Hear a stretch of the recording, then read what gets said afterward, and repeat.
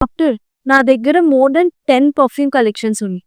కానీ నేను ఏం విన్నానంటే పర్ఫ్యూమ్స్ యూజ్ చేయడం వల్ల దాంట్లోకున్న ఆర్టిఫిషియల్ ఫ్రేగ్రెన్స్ వల్ల లంగ్స్ డ్యామేజ్ అవుతుంది అని విన్నాను. సో ఇప్పుడు నేను పర్ఫ్యూమ్స్ యూజ్ చేయాలా? లేకపోతే స్టాప్ చేయాలా? పర్ఫ్యూమ్స్ అనేది డిఫరెంట్ కెమికల్ గాని, డిఫరెంట్ మెటీరియల్‌తో మీకు మ్యానుఫ్యాక్చరింగ్ జరుగుతుందండి.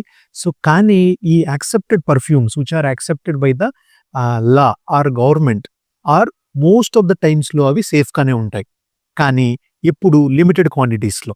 మీరు గనక డైరెక్ట్‌గా గనక పర్ఫ్యూమ్‌ని ఇన్‌హేల్ చేసినట్టయితే, డైరెక్ట్‌లీ త్రూ ద నోస్ కానీ, డైరెక్ట్‌లీ త్రూ ద మౌత్‌గా ఇన్‌హేల్ చేసినట్టయితే, అది మీ లంగ్స్‌ని డెఫినిట్‌గా ఇరిటేట్ చేస్తుంది and it causes some symptoms. అది కాకుండా అలర్జీ, ఆస్తమా ఉన్న పేషెంట్స్‌లో గానీ, ఏదన్నా లంగ్ డిసీజ్ ఉన్న పేషెంట్స్‌లో, అలర్జిక్ ఎయిర్‌వేస్ ఉన్న డిసీజ్ పేషెంట్స్‌లో పర్ఫ్యూమ్స్ అనేవి నార్మల్‌గా ఉన్నా కూడా మీకు ఇరిటేట్ అవుతుంది. సో, టేక్ హోమ్ మెసేజ్ ఏంటంటే, రొటీన్ మోడరేట్ యూజ్ ఆఫ్ పర్ఫ్యూమ్స్‌లో మీకు లంగ్స్ ఏం డ్యామేజ్ అవ్వండి. ఎవరైతే ఇంటెన్స్ హై యూజ్ చేసేవాళ్ళు కానీ, అలర్జీ, ఆస్తమా ఉన్నవాళ్ళు కానీ, ఆర్ సిఓపిడి, ఐఎల్‌డి డిసీజెస్ ఉన్నవాళ్ళు కానీ, పర్ఫ్యూమ్స్ యూజ్ చేయడం అనేది లిమిట్ చేసుకోవాలి. సో, అలాంటప్పుడే you can breathe healthy and happy and safer air.